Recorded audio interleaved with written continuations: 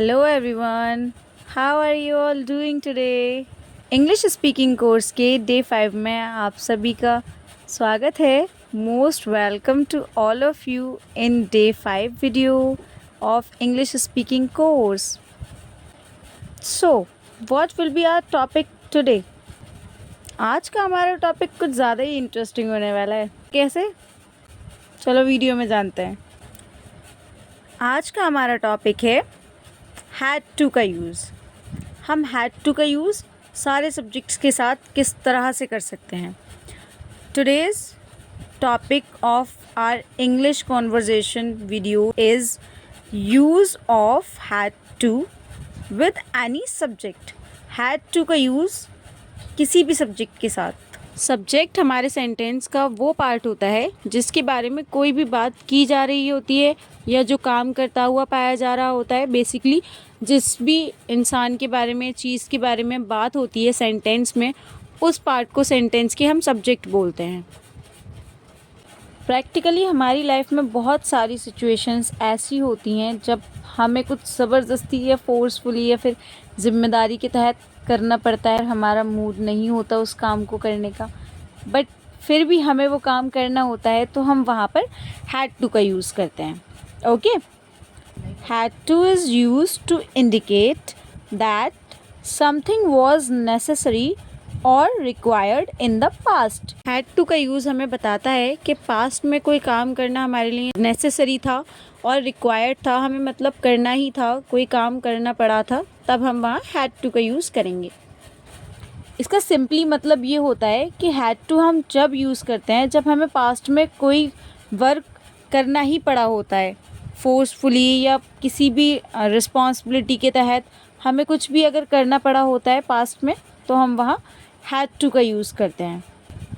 जैसे कभी कभी होता है ना, आपका कुछ करने का मूड नहीं होता लेकिन फिर भी आपको करना होता है. मम्मा बोलती हैं कि आप टीवी ऑफ़ करिए, लेकिन आपका मूड नहीं होता टीवी ऑफ़ करने का, लेकिन फिर भी टीवी ऑफ़ करना पड़ता है मम्मा की डर की वजह से. तो वहाँ पर भी हम हैड टू का यूज़ कर सकते हैं. अभी हम नीचे काफ़ी सारे सेंटेंसेस देखने वाले हैं जहाँ पर हम हैड टू का यूज़ सीखेंगे. अच्छी तरह से अपने डाउट्स को क्लियर कर लीजिएगा, और फिर भी कोई क्वेरी हो तो मुझे कमेंट्स करके पूछ सकते हैं. Had to shows past obligation और necessity for all subjects. Had to हमारी जितनी भी ड्यूटीज़ होती हैं पास्ट में या ज़रूरी वर्क होते हैं उनको हमने किया होता है, उनको डिस्क्राइब करता है, जो हमें काम करना ही पड़ा होता है. चलिए अब थोड़े से एग्जांपल्स इसके देख लेते हैं. Here are some examples for you all. देखते हैं हमारा पहला एग्जांपल क्या है. पहला एग्जांपल है हमारा I had to see. I had to see का मतलब क्या होता है? मुझे देखना पड़ा या मुझे देखना था. कभी कभी ऐसा होता है ना कि हम कुछ नहीं देखना चाहते लेकिन हमें वो देखना पड़ता है, तो हम वहाँ पे यूज़ करेंगे आई हैड टू सी. मुझे देखना पड़ा, आई हैड टू सी. और इसको हम ये भी बोल सकते हैं मुझे देखना था. इसका मतलब ये भी होता है मुझे देखना था. आई हैड टू सी, मुझे देखना पड़ा या मुझे देखना था. I had to see. Second sentence है हमारा आई हैड टू मीट हर.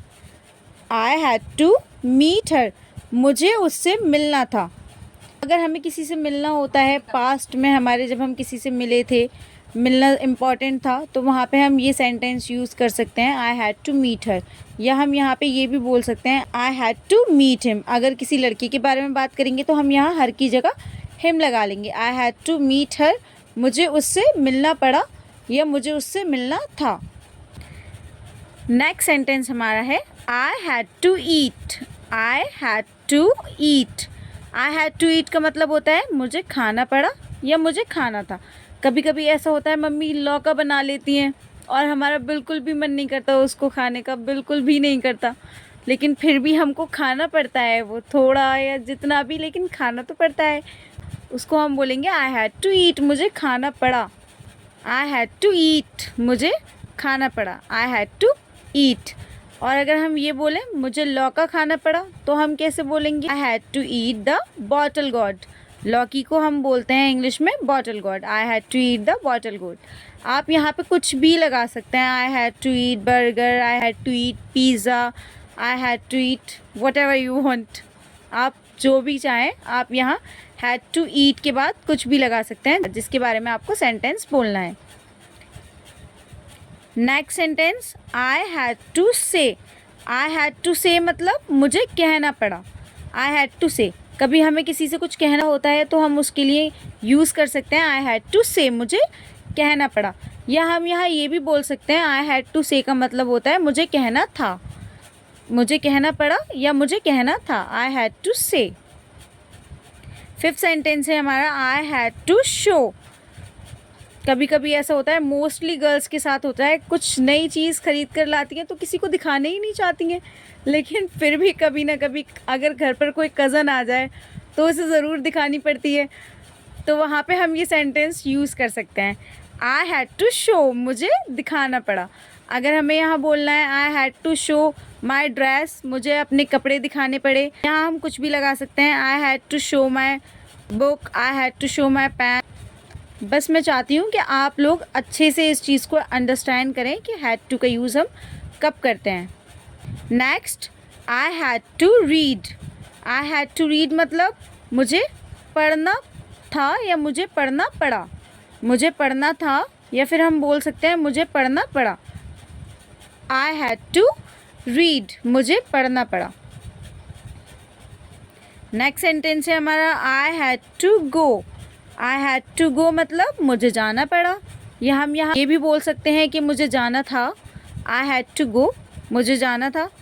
हम ये भी बोल सकते हैं मुझे बाज़ार जाना था। I had to go to the market. अगर हम ये बोलेंगे मुझे बाज़ार जाना था तो कैसे बोलेंगे, I had to go to the market, मुझे बाज़ार जाना था।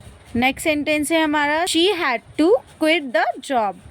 इसका मतलब क्या होता है, उसे नौकरी छोड़नी पड़ी, मतलब उसको जॉब छोड़नी पड़ी। यहाँ हम ये भी यूज़ कर सकते हैं कि उसको अपनी जॉब छोड़नी थी, उसे अपनी जॉब छोड़नी थी। ही या she had to quit the job. Next, he had to go to the party. He had to go to the party, उसे पार्टी में जाना था, उसे पार्टी में जाना था। या फिर हम ये भी बोल सकते हैं कि उसे पार्टी में जाना पड़ा।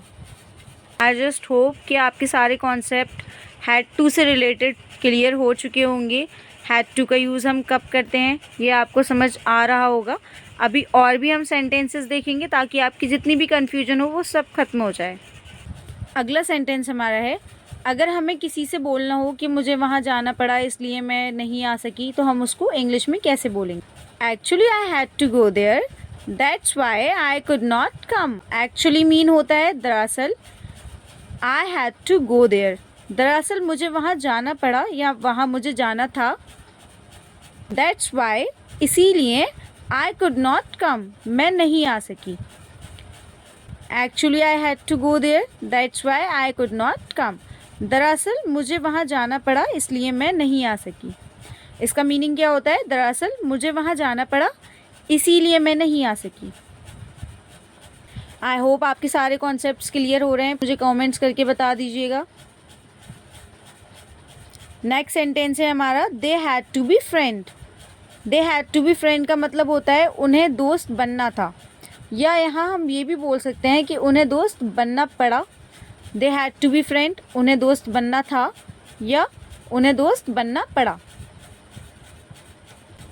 नेक्स्ट सेंटेंस हमारा है, they did friendship because they had to be friends. They did friendship मतलब उन्होंने दोस्ती की, बिकॉज क्योंकि, they had to be friends क्योंकि उन्हें दोस्त बनना था, उन्होंने दोस्ती की क्योंकि उन्हें दोस्त बनना था। कभी ऐसा भी होता है कि हमारा बिल्कुल मन नहीं करता किसी की कोई बात को सुनने का, लेकिन हमें फिर भी वो बात सुननी पड़ती है, तो हम वहाँ पर कौन सा सेंटेंस यूज़ कर सकते हैं, चलिए देखते हैं। नेक्स्ट सेंटेंस हमारा है, he had to listen. He had to listen का मतलब होता है उसे सुनना पड़ा। आप यहाँ पे ही की जगह पर शी भी यूज़ कर सकते हैं, आप किसी का नेम भी यूज़ कर सकते हैं, जैसे शी हैड टू लिसन, उसे सुनना पड़ा। Anjali had to listen, he had to listen का मतलब ये भी होता है कि उसे सुनना था। नेक्स्ट सेंटेंस हमारा है she had to read. She had to read मतलब होता है उसे पढ़ना पड़ा या उसे पढ़ना था। She had to read. Next हमारा जो सेंटेंस है वो है साहिबा हैड टू कम। साहिबा को आना था। साहिबा हैड टू कम का मतलब क्या है? साहिबा को आना था। यहाँ हम कोई भी नेम लिख सकते हैं, किसी का भी नेम लिख सकते हैं। इसका मतलब ये होता है, यहाँ हमने बोला साहिबा हैड टू कम, साहिबा को आना था, या फिर हम यहाँ ये भी बोल सकते हैं कि साहिबा को आना पड़ा। और आज का हमारा लास्ट सेंटेंस है Rahul had to sing. Rahul had to sing मतलब राहुल को गाना था या राहुल को गाना पड़ा। राहुल को गाना था या यहाँ हम बोल सकते हैं राहुल को गाना पड़ा।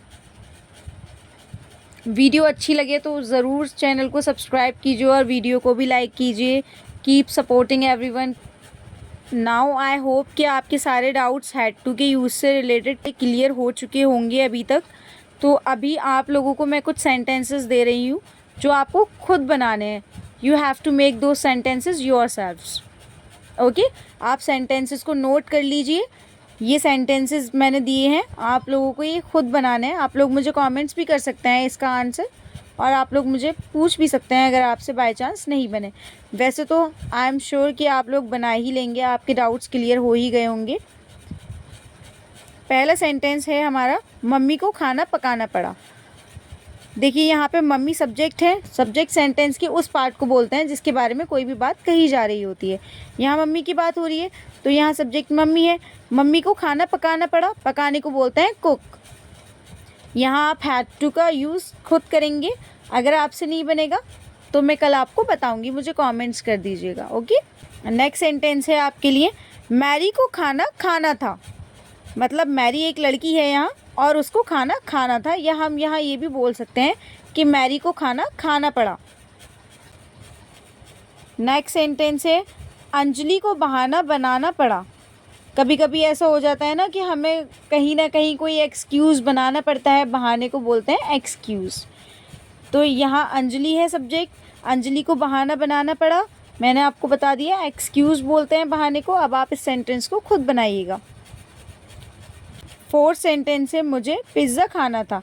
कभी कभी आपका मन भी होता है खाने का, खाना था आपको मतलब, तो आप यहाँ बनाएंगे सेंटेंस कि किस तरह से आप लोग इस सेंटेंस को फॉर्म कर सकते हैं, किस तरह आप इस सेंटेंस को बनाएंगे, आप लोग मुझे कमेंट्स कीजिएगा। और हमारा लास्ट सेंटेंस है नेहा को वहाँ जाना पड़ा या नेहा को वहाँ जाना था। आई होप आपको समझ में आई होगी आज की वीडियो अच्छी लगे तो लाइक कीजिए, चैनल को भी सब्सक्राइब कीजिए। Keep supporting, keep liking the videos, keep watching the videos, watch the video till the end so that आपके सारे डाउट्स क्लियर हो जाएं बिल्कुल। Okay, bye bye everyone, take care. मिलते हैं नेक्स्ट वीडियो में।